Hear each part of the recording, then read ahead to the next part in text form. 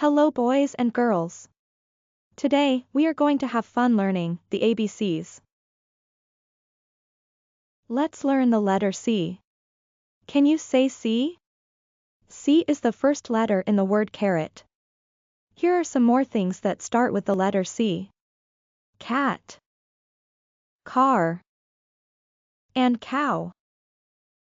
Let's learn how to write the letter C. We start at the top and then curve our line all the way down to the bottom. Go ahead and give it a try. That looks great. Good job everyone. Hey, do you know how to sing the alphabet song? Great, let's sing it together.